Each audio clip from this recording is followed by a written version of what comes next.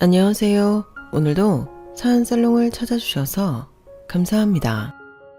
저는 인생의 가장 드라마틱한 순간에 엄청난 사건을 겪었던 피해자예요.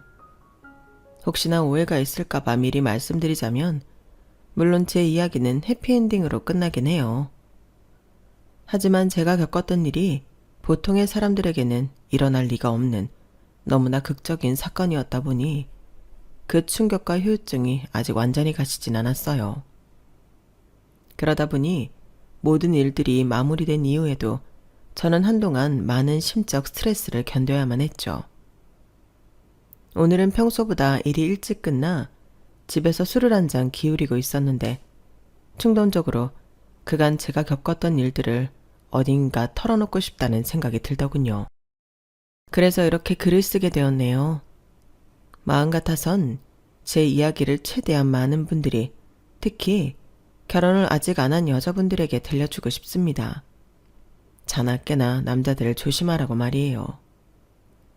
2년 전, 전 1년이 조금 넘게 사귀던 예비 신랑과의 결혼을 앞두고 있었습니다. 저는 산부인과에서 일하는 의사인데요. 직업 특성상 일이 워낙 바쁘다 보니 사실 그 나이 되기까지 연애를 많이 못 해본 상황이었어요. 연애로 이어지지 못한 여러 소개팅들과 학창시절에 2번 연애를 해본 게 전부였죠. 원래 저처럼 공부만 열심히 하고 일에만 매진하던 여자들이 시집을 잘 못 간다는 말들이 있잖아요. 제가 딱 그런 케이스였어요. 부모님께는 늘 자랑스러운 딸이자 효녀였는데 나이가 차도록 남자를 못 만난다는 게 딱 하나 있는 흠이었던 거죠. 그러다가 정말 우연한 기회에 만나게 된 게 바로 예비 신랑이었어요. 하루는 여는 때와 똑같이 퇴근을 하던 길이었는데요. 조금 늦은 시간이라 도로에는 차가 많지가 않았던 상황이었어요. 그런데 희한하게 집 근처에서 접촉사고가 생기게 되었죠. 사고가 날 만한 곳이 아니라 저도 당혹스럽긴 했어요. 사거리에서 전 유턴을 하는 중이었고 상대방은 우회전을 하다가 제 뒤를 들이받은 거였죠. 전 사고가 난 적이 처음이라 일단 처음엔 최대한 만만해 보이지 않으려고 전투태세부터 갖추고 차에서 내렸어요. 혹시 몰라 핸드폰도 단단히 챙기고요. 그런데 상대 차량에서 내린 남자는 그런 제가 무안해질 정도로 허리를 90도로 숙여 사과부터 하더군요. 아우, 정말 죄송합니다. 괜찮으세요? 다치신 데는 없습니까? 그건 아직 잘 모르겠네요. 일단 보험사부터 부르시죠. 전 이미 불렀어요. 아, 네, 그러셔야죠. 제가 죄송해요. 집에 급한 일이 있어서 평소보다 속도를 내다가 실수하고 말았네요. 처음엔 어떻게 이런 한적한 도로에서 이런 어처구니 없는 사고를 낼 수 있지 싶었는데 막상 상대방이 깍듯하게 사과하며 사정을 설명하자 그럴 수도 있겠다 싶더라고요. 사람이 살다 보면 누구나 실수를 할 수 있잖아요. 사고 자체가 큰 것도 아니었고 보험사 직원이 온 뒤에도 그 남자가 제 편의를 최대한 맞춰주며 보상도 철저하게 해주니 실수는 했지만 괜찮은 사람이구나 싶었어요.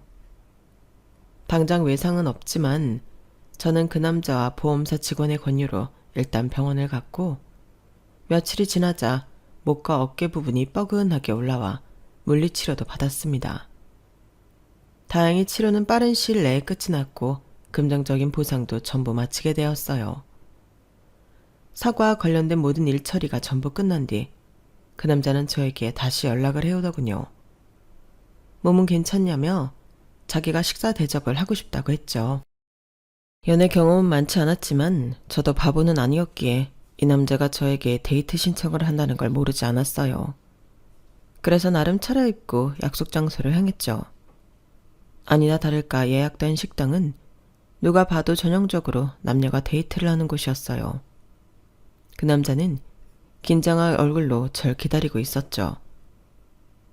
그날은 저도 경황이 없어서 제대로 사과를 못 드린 것 같아서요. 이렇게라도 한번 대접을 해드리고 싶었어요. 몸은 좀 괜찮으세요? 그땐 정말 죄송했습니다. 이제 정말 괜찮아요. 병원에서도 통증이 없으면 그만둬도 괜찮다고 했고요. 사람이 살다 보면 그런 실수도 할 수 있죠. 전 정말 괜찮아요. 교통사고라는 게 당시엔 잘 몰라도 시간이 지날수록 여기저기가 아파온대요. 이번 목이랑 어깨였지만 다음은 허리일 수도 있는 거죠. 조금이라도 아프시면 치료 꼭 받으세요. 아, 그리고 여기는 주변 사람들한테 추천을 많이 받았던 곳이라 예약을 잡았어요. 고기를 먹어야 힘도 나시고 건강도 찾으실 테니까요. 이미 처리를 너무 잘해주셔서 이렇게까지 안 해주셔도 되는데 고마워요. 맛있게 잘 먹을게요. 저 사실 이미 눈치채셨을지도 모르겠지만 그날 보고 그쪽한테 관심이 생겼어요. 차 들이받은 인간이 이런 말하는 게 웃기고 염치없긴 하지만 마음 같아선 그날 바로 식사 약속을 잡고 싶었는데 혹시나 비용 처리 안 해주려고 꼼수 부리는 것처럼 비춰질까봐 다 끝날 때까지 기다렸습니다. 오해 없으시길 바래요. 저 좀 이상한가요? 아니에요. 이상할 게 뭐가 있나요? 오히려 좋게 봐주셨다니 고마운데요. 이렇게 근사한 곳에 데려와 주시니 기분도 좋고요. 저희 두 사람은 화기애애한 분위기 속에서 많은 대화를 나눴어요. 그 남자의 이야기를 들어보니 제가 생각했던 것보다도 더 괜찮은 사람이었더군요. 그 사람은 스타트업 회사를 3년째 운영 중인 사람이었는데 7평짜리 오피스텔에 살며 집과 사무실만 다닌다고 했어요. 30대가 넘은 나이에도 아직 자리를 잡지 못했던 건 가정사가 어려웠기 때문이었는데 어머니가 오래전 돌아가셨고 아버지까지 건강이 악화되면서 집안에 돈이 많이 필요하다고 했죠. 장남으로서 가장 노릇을 하다 보니 20대에 번 돈은 전부 가족들을 위해 쓰게 되었고 지극정성으로 모신 결과 다행히 아버지가 건강을 어느 정도 되찾으셨대요. 그 이후에 사업 자금을 마련해 작은 사무실을 하나 차려 사업을 시작했다고 해요. 어린 나이에 가장 노릇을 훌륭하게 해낸 것도 모자라 자신이 꿈꿔오던 사업까지 실현시킨 사람이라니. 그 남자가 비록 당장은 경쟁력은 없을지라도 바르고 성실하니 언제든 성공할 수 있을 거라는 생각이 들더군요. 저희는 그날 이후로 몇 번 더 만남을 가졌는데 서로에 대한 이야기를 많이 나누다 보니 아무래도 제 이야기도 할 수밖에 없었어요. 그런데 저는 아무래도 외가 쪽 가족들이 거의 다 의사인데다가 친가 쪽도 전부 다 대부분 대학 교수나 대기업 연구원 등 고수익 직종에 계신 분들이 많아 그 남자의 가정 형편과는 차이가 났어요. 저는 사실 그전에 소개팅했던 만났던 남자들이 저의 화려한 배경이 부담스러워하는 걸 몇 번 본 적이 있었는데요. 그래서 이 남자에게는 조금 조심스럽게 제 얘기를 꺼내게 되었죠. 아니나 다를까 그 남자는 조금 당황한 눈치더군요. 그래서 전 일부러 퉁명스럽게 부담스러우시면 굳이 안 만나셔도 돼요. 보통 남자들이 좋아하는 여자는 아니잖아요. 라고 말을 했어요. 그런데 그 남자는 의외의 대답을 하는 거예요. 조금 당황한 건 사실이지만 그렇다고 예림 씨를 안 만날 정도로 부담스러운 건 아니에요. 그런 건 별 볼일 없는 놈들이나 느끼는 감정이죠. 배경이야 어쨌든 예림 씨라는 사람 자체가 변하는 건 아니잖아요. 예림 씨가 제 배경 따위에 신경 쓰지 않고 저라는 사람을 좋게 봐서 만나준 것처럼 저도 똑같아요. 그리고 나중 일은 또 모르잖아요. 전 제 사업이 성공할 거라고 믿어요. 자신 있거든요. 저는 그때 그 남자의 대답을 듣고 완전히 반해버렸어요. 사실 그 전까지의 만남은 호감이 반이었고 호기심이 반이었는데 말이에요.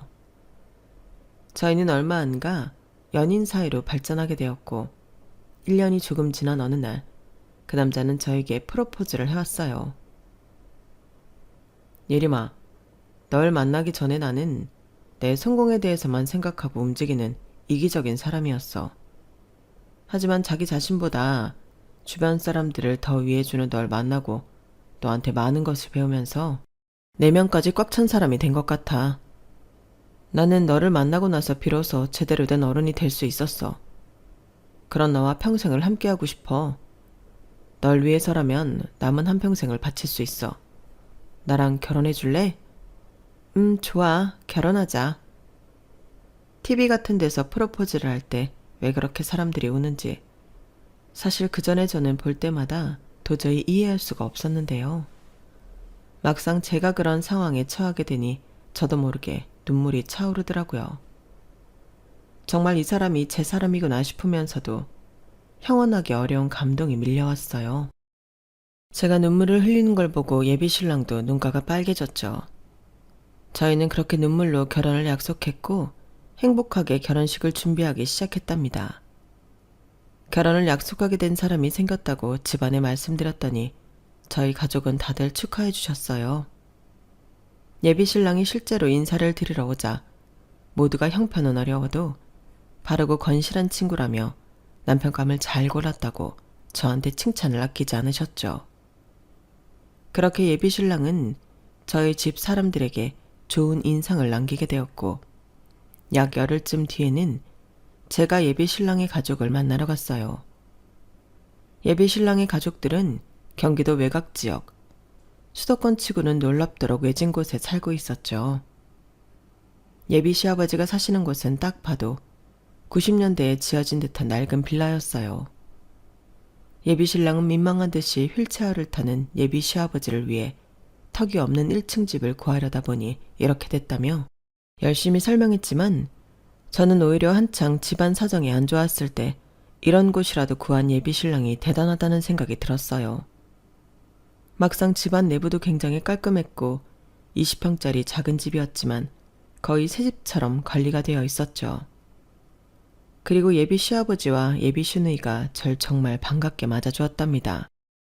아이고 어서 와요. 언니 오시느라 힘들었죠? 여기가 좀 서울이랑은 멀어서. 안녕하세요 아버님 아가씨. 처음 뵙겠습니다. 백예림이라고 해요. 오는데 하나도 안 힘들었어요. 오히려 동네가 조용하고 좋던데요. 우리 며느리들 아가씨 왔네. 아이고 참 참하다. 어서 들어오려무나. 네 감사합니다. 해외에 산다던 예비 시누이는 앞으로 가족이 될 저와 인사를 나누기 위해서 한국으로 들어온 거라고 했어요. 남편의 일 때문에 결혼식 날엔 오지 못할 것 같아 일부러 무리하면서까지 그날 왔다고 하더군요. 저는 두 사람한테 소소하게 준비한 선물을 건넸고 두 사람은 정말 좋아해 주었어요. 덕분에 분위기가 한층 더 좋아져 내심 안심할 수 있었네요. 저희는 소소한 식사를 함께하면서 많은 대화를 나눴어요. 우리 오빠가 정말 고생 많이 했어요. 저희 아빠 병원비도 오빠가 다 대줬고 저 시집갈 때도 오빠가 정말 많이 도와줬거든요. 저만 해외에서 남편이랑 살고 오빠가 밑바닥부터 다시 사업 시작한다 그래서 정말 마음이 안 좋았는데 이렇게 좋은 언니 만나서 너무 다행이에요. 저희 오빠 정말 잘 부탁해요. 이 사람이 그렇게 책임감도 뛰어나고 가정적이더라고요. 자기 일도 정말 성실하게 하고요. 제가 오히려 이렇게 좋은 사람 만나서 너무 다행이에요. 저야말로 잘 부탁해요, 아가씨. 말까지 정말 예쁘게 하는구나. 사실 우리 딸이야 그렇다 쳐도 요즘 젊은 아가씨가 이렇게 몸이 불편한 시아버지가 있다는 걸 알고도 결혼을 결심하기가 쉽지 않았을 텐데. 내가 몸이 이래서 변변찮게라도 도움을 줄 수도 없으니 말이야. 그런데 이렇게 천사 같은 며느리가 생기다니 내가 이젠 죽어도 여한이 없어. 아버님, 무슨 그런 말씀을 하세요. 계속 건강하게 지내시면서 손주들까지 보셔야죠. 그치? 갑자기 제가 이세 계획을 얘기해서인가 예비 신랑은 당황한 표정으로 뭐 그렇지 라며 말을 흐렸어요. 예비 신랑의 그런 반응을 저는 크게 신경 쓰지 않고 예비 시아버지께 이런 제안을 드렸어요. 아버님, 그러지 마시고 한번 저희 병원으로 오셔서 검진을 받아보시는 게 어때요? 지금 다니는 병원도 물론 훌륭한 병원이겠지만 저희 병원에서는 제가 오며 가며 봐드릴 수도 있으니까요. 치료비는 다 제가 부담할 테니 걱정하지 마시고요. 병원? 아, 뭘 또 그렇게까지. 괜찮아. 지금 다니고 있는 병원도 워낙 친절하고 좋아서 딱 마음에 들어. 마음만 받겠네. 하. 그렇게 부담스러워하지 않으셔도 돼요. 어차피 저희가 결혼하면 아버님은 저희 병원 VIP가 되시는 건데 미리 그 혜택 받아보신다고 생각하면 되겠네요. 아유, 정말, 정말 괜찮아. 우리 며느리가 이렇게 착하다니. 내 아들이지만 정말 좋은 여자 만난 것 같아. 너무 뿌듯하네. 제가 몇 번 더 진지하게 권유를 드려보아도 예비 시아버지는 극구 반대하시면서 이제 건강하니까 걱정 말라며 손사래를 치셨죠. 그러자 그때 예비 시누이가 갑자기 자기가 사는 영국 이야기를 꺼내며 화제를 돌리더군요. 언니, 이것도 드셔보세요. 이게 요즘 한국에서도 유행한다길래 사왔어요. 제가 런던에서 자주 먹었던 베이글인데 한국 와보니까 여긴 없어서 못 먹더라고요. 런던에선 그냥 지나가다가 먹는 거였는데 이건 압구정에서 제가 1시간 줄 서서 사온 거예요. 이거 정말 맛있어요. 이게 상호명만 런던이라고 하는 거 아니었나요? 한국 사람이 론칭한 한국 브랜드라고 알고 있는데 런던에서 이걸 드셨다고요? 그건 몰랐는데 신기하네요. 아니 정확히 이 브랜드의 베이글이 있었다는 게 아니라요. 제 말은 이 베이글이요. 이런 스타일의 베이글을 많이 먹는다는 거였어요. 아, 그렇구나. 제가 워낙 병원 일만 하다 보니 요즘 뭐가 유행하는지 이런 건 잘 몰라가지고. 맛있네요. 그쵸? 나중에 영국 오시면 많이 드세요. 뭔가 말이 횡설수설한 것 같았지만 예비 신이는 어쨌든 저와 친해지고 싶어서 잘해주려고 애쓰는 것 같았어요. 저도 그런 예비 시누이가 고마워 호의적으로 대화를 나눴고 저희는 즐거운 분위기로 그 자리를 마칠 수 있었답니다. 저희가 연애를 하는 기간 동안은 서로의 가족을 보여준 적이 없어서 긴장도 걱정도 많이 되었었는데 아무 문제 없이 양가 가족들에게 인사를 마치게 되어서 마음이 한결 가볍고 든든해졌죠. 그렇게 저희는 상견례까지 성공적으로 마친 후에 본격적인 결혼 준비에 돌입했어요. 다른 커플들은 결혼을 준비하면서 그렇게 싸운다던데 저희는 오히려 서로 관계가 더 돈독해져 갔죠. 같이 결정해야 하는 일, 처리해야 하는 일이 산더미 같았는데 그때마다 예비 신랑은 놀라울 정도로 저를 배려해 주었거든요. 게다가 제가 이제 정말 자기 사람이 되는 거라면서 들떠하더니 저희 병원으로 몇 번이나 도시락을 들고 찾아오기까지 했죠. 예비 신랑이 그렇게 지극정성이다 보니 저와 그렇게 친하지 않은 동기 의사마저 아우 형부 정성을 봐서라도 그날 시간 내서 결혼식 가야겠어 라고 얘기할 정도였어요. 그러던 어느 날이었어요. 그날은 예비 신랑이 초밥을 싸와서 저와 동료들한테 돌리고 간 날이었는데요. 검진이 예약되어 있던 제 환자 중 한 분이 예약 시간이 한참 지난 후인데 제 사무실 문을 두드리는 거예요. 그 앞에 간호사가 난처한 표정으로 서 있는 것을 보고 저는 괜찮다고 환자분께 들어오시라고 했죠. 간호사는 나가고 환자분은 주저주저 하면서 의자에 앉으셨어요. 환자분, 무슨 일이세요? 어디 불편하신 데라도 있으세요? 사실 그 환자는 제가 안 그래도 특별히 마음을 쓰는 환자들 중 한 명이었어요. 물론 다른 환자들을 차별한다는 것은 아니지만 이 환자의 경우 나이도 굉장히 어린 데다가 남편도 없는 미혼모였기 때문에 겉으로 티는 내지 않았지만 마음이 좀 더 갈 수밖에 없었어요. 게다가 임산부치고는 굉장히 깡말랐고요.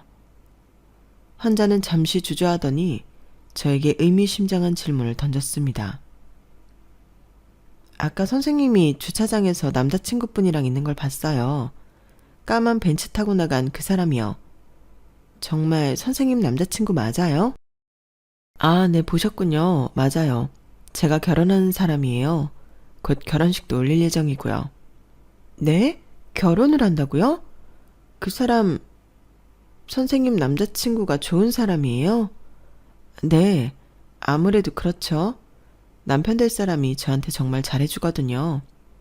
같이 지내면서 행복한 추억도 많았고 같이 살게 되면 더 좋을 것 같아요. 서로 의지할 수 있는 사람이 생기는 거니까요. 저는 그 환자분이 아무래도 미혼모이다 보니 정서적으로 불안해진 줄 알았어요. 한창 호르몬이 날뛸 때가 임신기간인지라 임산부들은 남들이 봤을 때는 별거 아닌 것 같은 부분에도 감정이 급격하게 너를 띠는 경우가 많으니까요.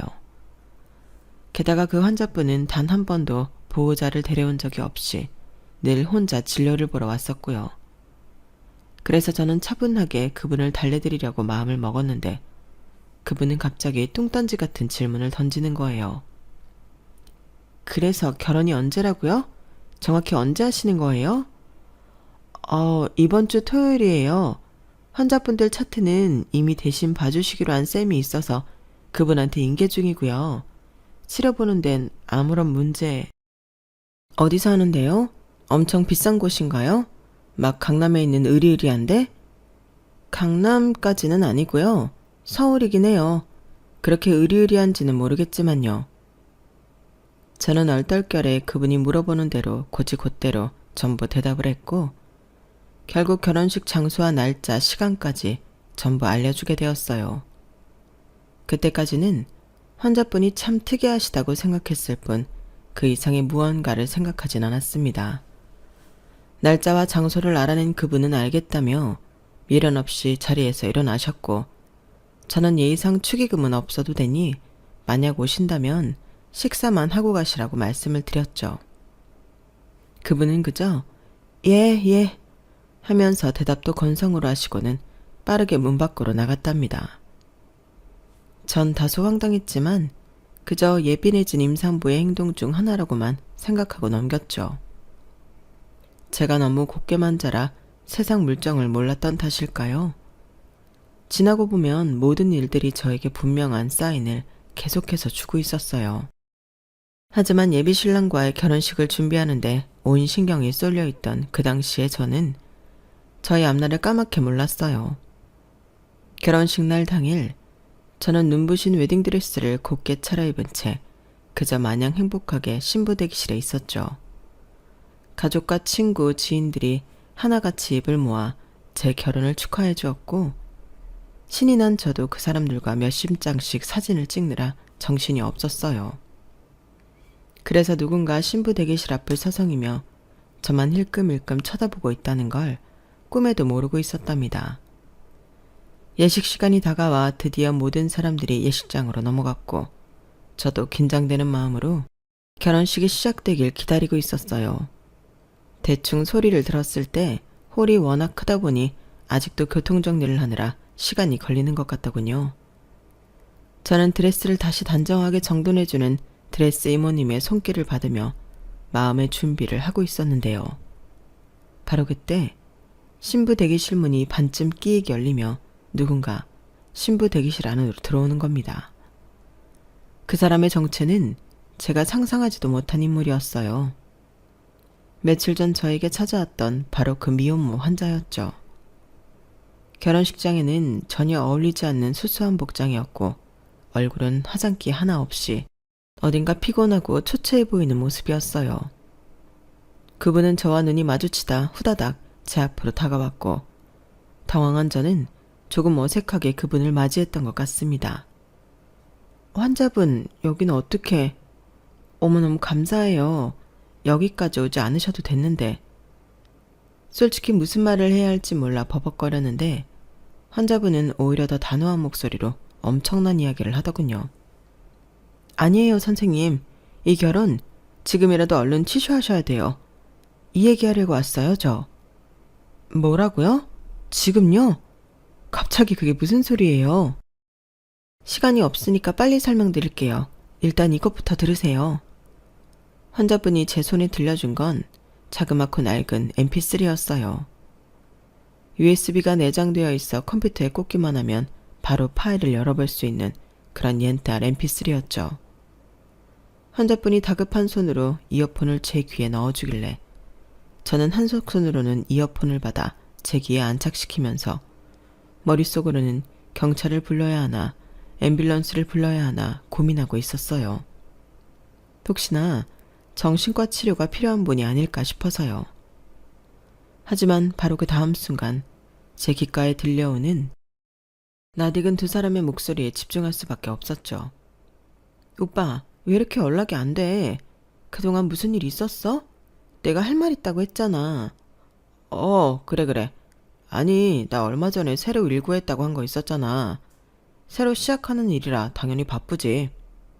그런 말 한 적 없어. 나한테 그런 말이라도 해주지. 그것도 모르고 자꾸 집에 왜 안 들어오나 했잖아. 오빠 생활비 다 떨어졌을 타이밍인데.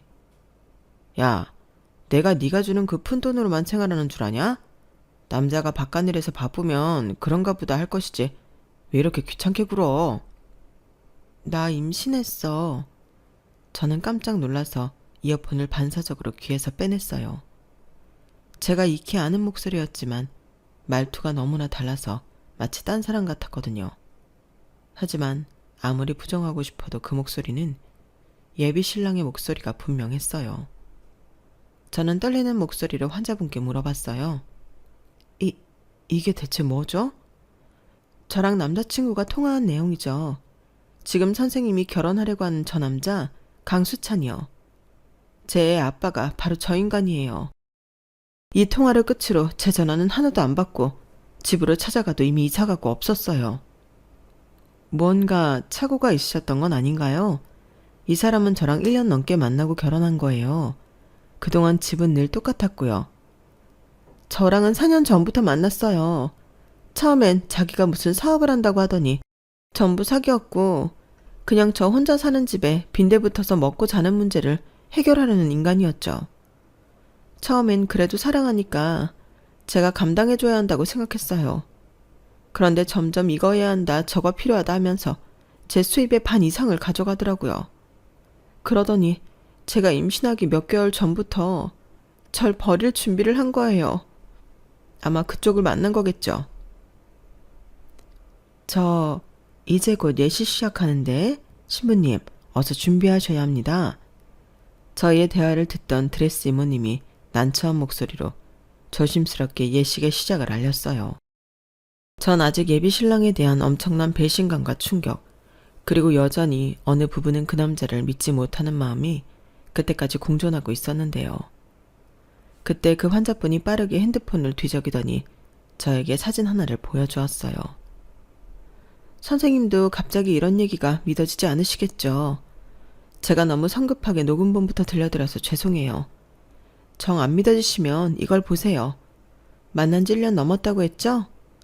저랑 완전히 헤어지기 전에 찍었던 사진이에요. 8개월 전에요. 그 사진을 보는 순간 저는 모든 혼란스러움이 한 번에 정리되고 말았어요. 사람의 머릿속이 그렇게 한 번에 차갑고 이성적으로 변할 수 있는지 그때 처음 알았죠. 저는 낮게 가라앉은 목소리로 그 환자분께 물었습니다. 저희 신랑, 아니 이 남자 뒤에 있는 여자는 누구죠? 제 동창이에요. 이때까지만 해도 셋이 친하게 자주 놀았는데 어느 순간 둘 다 연락이 안 되더라고요. 어쨌든 이게 8개월 전에 저희가 술자리에서 찍었던 사진이에요. 이 여자 영국 사나요? 제 동창이요? 아니요. 얘 청주에서 네일샵 하는데요. 사진 속 그 여자는 영국에 살고 있다던 예비 신랑의 여동생이었어요. 자신의 동창이 이 사기극에 가담한 줄은 몰랐던 환자분은 오히려 의아한 표정으로 절 쳐다보았고 전 급하게 드레스 이모님의 소매를 붙잡았어요. 이모님, 얼른 예식 시간 좀 뒤로 늦춰주세요. 네? 지금 갑자기요? 직원분 아무나 붙잡고 20분만 늦춰달라고 해주세요. 드레스에 문제가 있어서 다시 손봐야 한다고요. 부탁드려요. 빨리요. 아, 네, 알겠어요. 감사합니다, 환자분. 어서 따라오세요. 저는 황급히 그 환자분을 데리고 혼주들이 옷을 갈아입는 곳으로 갔습니다. 그 환자분과 이모님, 그리고 저만 빼고 밖에선 영문도 모른 채 20분 늦춰진 식을 진행하느라 우왕좌왕했죠. 갑자기 번쩍 떠오른 아이디어였지만 다행히 20분 만에 그 아이디어를 진행시킬 모든 준비를 마칠 수 있었어요. 그리고 정확히 20분 뒤에 예식은 정상적으로 진행될 수 있었죠. 하객들의 환호성을 한몸에 받으며 신랑이 먼저 입장했고 뒤이어 사회자의 정성스러운 멘트와 함께 신부도 등장하게 되었습니다. 어렸을 때부터 제 결혼식 로망은 아름다운 면사포가 있는 드레스를 입는 것이었어요. 눈부신 결혼식장에서 제 남은 인생의 반려가 될 신랑의 면사포를 걷어내고 저에게 입을 맞춰주는 것이 제가 꿈꾸던 완벽한 결혼식이었죠. 길고 화려한 버진로드를 걸어간 신부의 면사포를 신랑이 한바구음을 지으며 걷어내자 신랑은 기겁을 하며 으악 하고 외마디 비명을 질렀어요. 얼마나 놀랐는지 경기를 일으키듯 펄쩍 뛰어오르더니 그 자리에서 커당 넘어졌을 만큼이요. 덕분에 식장한 하객들은 전부 깜짝 놀라며 의아해했습니다. 웅성거리는 소리가 순식간에 번질 정도려. 그리고 그때 타이밍 좋게 식장 안에는 버진로드 끝에 서 있는 신랑과 신부의 목소리가 울려 퍼지기 시작했어요. 나 임신했어. 뭐라고? 나 임신했다고. 내가 메신저로 얘기했잖아. 중요하게 할 말이 있다고. 병원에서는 6주 차래. 내가 집에 마지막으로 언제 갔었지? 3주. 지금 그게 중요해? 이제 어떡하냐고. 오빠가 일해서 돈 구해올 수 있어? 나 출산하고 나면 더 이상 일 못할 것 같아서. 뭔 개소리야. 그게 내 애인 건 확실해? 뭐라고? 오빠 말고 그럼 누구 애야? 이 걸레 같은 년이 어디서 몸 함부로 굴리고 와서 나한테 빌부터 먹으려고 해. 야, 꺼져. 난 네 애 아빠 절대 아니니까 연락도 하지 마. 알았어? 이제 막 좀 인생 필요한데 재수없게 진짜. 준비했던 녹음 파일이 뚝 끊기자 예식장 안은 웅성거리는 소리로 가득 찼어요. 저는 그때 정말 놀라운 광경을 목격했는데 혼주석에 휠체어를 타고 있던 예비 시아버지가 갑자기 휠체어에서 일어나 예식장 밖으로 주랭랑을 치는 거였어요. 하객들 모두가 깜짝 놀랐고 저 역시 그건 예상 밖의 일이라 기가 차 헛웃음이 나왔네요. 하지만 신랑은 그 광경을 목격할 정신도 없는 듯 했습니다. 여전히 바닥에 널브러진 채 일어나지 못하면서 신부의 얼굴을 보고 귀신이라도 본 듯 벌벌 떨고 있었거든요. 네가 여기를 어떻게? 내 와이프는 어딨어?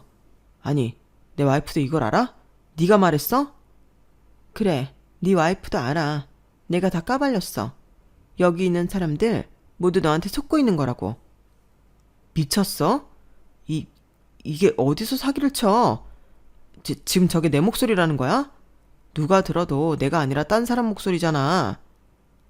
얼굴은 새파랗게 질렸으면서 아직도 정신을 못 차리고 발뺌하려는 신랑에게 제가 사회자 마이크를 뺏어들고 얘기했어요. 그럼 다리를 못 쓴다던 당신 아버지란 사람이 방금 휠체어에서 벌떡 일어나 도망간 건 어떻게 설명할 건데? 영국에 산다던 당신 여동생이라는 여자가 청주에서 네일샵 하는 건? 무엇보다 당신이 지금 웨딩드레스 입고 있는 저 여자 얼굴 보고 기겁한 건 뭐야? 나랑은 1년 전부터 연애했는데 이 여자랑 헤어진 건 6개월 됐다며? 이건 너 어떻게 설명할 거냐고. 아니 그건 내가 다 설명할게. 나도 다 사정이 있어서 그랬어. 사정? 무슨 사정? 도대체 무슨 사정이 얼마나 대단하게 있어야 이 모든 걸 설명할 수 있는데? 당신 이거 사기 결혼이야. 명백한 범죄라고. 내가 당신 때문에 피해본 모든 것들 우주 끝까지 쫓아가서 다 배상받을 테니까 그런 줄 알아. 아니야. 제발 내가 다 설명할게. 일단 결혼식 끝나면 내가 다 솔직하게 밝히려고 했다고. 그래? 그럼 여기서 밝혀봐. 그렇게 떳떳하면 이 자리에서 얘기를 해보라고. 내가 당신 속일 수밖에 없었던 건 그건 다 이 여자 때문이야. 계속 정신병자처럼 사실도 아닌 얘기를 짓거리면서 나한테 들러붙었다고.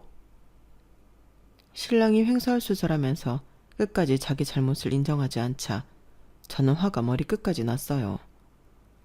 저는 당장 마이크를 내려놓고 씩씩대며 신랑 앞으로 걸어갔는데 웨딩드레스를 입고 있던 환자분이 더 빨랐습니다. 환자분은 온 힘을 다해 신랑의 뺨을 내리쳤고 그 충격으로 신랑이 비틀거리자 그대로 신랑을 발로 뻥 쳐버렸어요. 결국 신랑은 중심을 잃은 채 버진로드 밑으로 우당탕하고 떨어지고 말았죠. 버둥거리면서 일어나 곧바로 환자를 노려보며 다가오려고 했는데 바로 그 타이밍에 예식장에 있던 보안 직원들이 달려와 그 사람을 제압했답니다. 그 남자 쪽 하객들은 아수라장이 된 틈을 타 전부 주랭랑을 쳤고 남은 저희 쪽 하객들은 그 남자에게 달려들어 머리 끄댕이를 잡고 멱살을 잡아서 환자분과 저와 멀리 떨어뜨려 놓았어요. 보안 직원에게 양팔이 붙잡혀 있던 그 남자는 하객들의 메타작을 저항도 못하고 전부 받아 꼴이 엉망이 되었죠. 그 사이 저희 부모님이 저와 환자분을 데리고 얼른 예식장을 빠져나왔어요.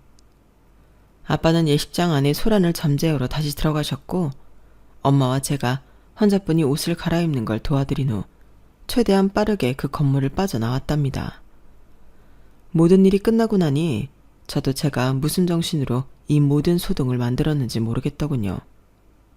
단 하나 확실한 건 환자분의 억울함을 제대로 풀고 동시에 그 못된 사기꾼 놈을 제대로 혼내주는 것엔 성공했다는 거였어요. 제가 원했던 것도 바로 그거였고요. 충동적으로 일을 저지르고 나니 부모님 하객분들도 많았을 텐데 부모님을 너무 배려하지 못했다는 생각이 들어 죄송스럽더라고요. 몇 시간 뒤 아빠가 집에 도착하셨을 때 저는 낮은 목소리로 하객들 전부 있는 곳에서 결혼식을 망쳐서 죄송하다고 사과를 드렸어요. 아빠, 죄송해요. 아까는 저도 너무 화가 나서 아빠랑 엄마 마음은 생각지도 못하고 일을 저질러 버렸어요. 괜찮다. 그런 놈이랑 결혼을 올리지 않은 게 더 다행이지 뭐. 혼인신고 전에 진실을 알게 된 게 조상님이 도우신 격이야. 하마터면 내 딸을 그런 쌍스러운 놈한테 뺏길 뻔했구나. 그렇게 말씀해 주셔서 감사해요. 여자다 보니 이분 사정에 너무 이입이 돼서. 이분이 제가 진료 받으리고 있던 환자분이거든요. 아, 그래? 몸도 성치 않으실 텐데 오늘은 여기서 쉬고 가세요. 그리고 앞으로 그놈한테 제대로 된 보상을 받을 수 있게 저희가 물심양면으로 도울 테니 비용 같은 건 걱정 말고 소송 준비해요. 감히 내 딸과 우리 집안을 우습게 만든 놈을 내가 가만히 둘 수는 없지. 감사합니다, 어르신. 정말 감사합니다. 환자분은 눈물을 글썩이며 저희 아빠한테 연신 고개를 숙이며 감사 인사를 전했죠. 그날 이후 약 3개월 동안 저는 신랑의 사기 행각을 문제 삼아 파혼 위자료를 엄청나게 받아냈어요. 결혼식에 든 모든 비용이 억대 금액이 들다 보니 신랑은 저에게 하루가 멀다 하고 연락해서 울며 불며 저에게 한 번만 봐달라고 빌었어요. 하지만 저는 일절 대답하지 않고 착실하게 모든 일을 법적으로 진행시켰습니다. 3개월이라는 시간이 충분히 지나도록 일부러 천천히 그 사람을 괴롭혔죠.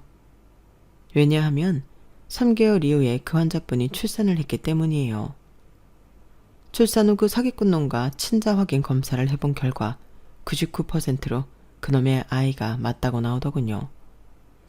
대단한 반전을 기대한 것도 아니지만 어쩜 모든 게 이렇게 딱딱 맞아 떨어질 수가 있는지 기가 차서 헛웃음이 절로 났죠. 저희 아빠는 정말로 그 환자분께 초호화 변호인을 붙여주었어요. 초호화 변호인단이라는 말에 걸맞게 변호사들은 말 그대로 그 사기꾼 놈을 먼지 하나까지 탈탈 털어버렸고요. 결국 그 사기꾼 놈은 저에게 파혼 위자료 및 배상금을 갚아야 했을 뿐 아니라 그 환자분께도 향후 20년 동안 양육비를 주어야 하는 상황이 되고 말았죠. 그리고 그동안 환자분께 알게 모르게 뺏어가고 있던 돈까지 전부 토해내게 되었답니다. 무자비한 법원의 판결이 나오자 그 사기꾼은 그 자리에 주저앉아 흐느끼기까지 하더라고요. 그러더니 법원 안에 있던 절 발견하곤 무릎을 꿇으며 사정사정을 했어요.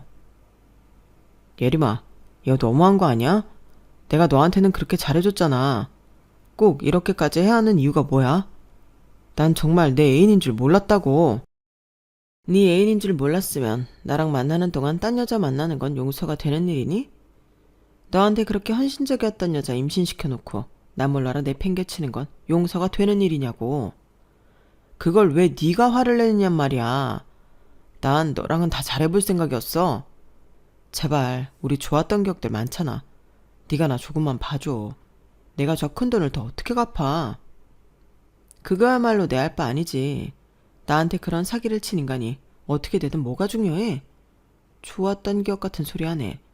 네가 사기꾼이라는 게 밝혀진 순간 그건 전부 다 악몽 같은 기억들이 됐어. 넌 진짜 네가 나한테 무슨 짓을 저질렀는지 전혀 모르는구나. 모든 위자료 배상금은 막노동을 하든 뭘 하든 10원 한 장 빼놓지 말고 갚아. 알았어? 괜히 저에게 사과하는 척 접근했던 그 사기꾼은 뼈도 못 추리고 저에게 호되게 혼이 나기만 했죠. 한순간에 길바닥에 나앉게 된 그 사기꾼은 도저히 이 모든 돈을 갚을 능력이 되지 않아 간판까지 가게 되었답니다. 그 소식을 들어도 저는 불쌍하다는 생각은 눈꼽만큼도 들지 않았어요. 오히려 그곳에서 제대로 된 참교육을 더 많이 받아오기만을 바랐죠. 이 모든 일들을 겪은 후 저는 오랜 시간이 걸려 예전과 같은 평범한 일상을 되찾을 수 있었어요. 아무리 그런 사기꾼을 걸러낸 것만으로 다행이라며 스스로를 다독여 보아도 그날의 일은 저에게 큰 트라우마가 되어버렸거든요. 30이 넘은 나이에 누군가를 결혼까지 약속할 정도로 믿었다가 배신을 당하니 다른 사람을 만나기가 두려워지기도 했고요. 다행히 주변에 좋은 사람들이 많아 따뜻한 위로도 많이 받긴 했지만 그럼에도 마음이 편치 않았는데 얼마 전 알게 된 이 사연살롱 채널의 이야기를 들으며 위로가 많이 됐었어요. 어쩌면 이 글을 듣게 된 누군가는 저처럼 위로를 받을까 싶어서 이렇게 제 사연을 보냅니다. 제 사연을 들으시는 분들이 모두 힘든 마음을 위로받으시길, 그리고 저에게도 위로의 말씀을 해주시길 바라요. 긴 이야기 들어주셔서 감사합니다. 행복하세요. 여러분, 사연 댓글에 응원과 현명한 조언 부탁드려요. 좋아요와 구독은 저에게 큰 힘이 됩니다. 오늘도 좋은 일 가득하세요.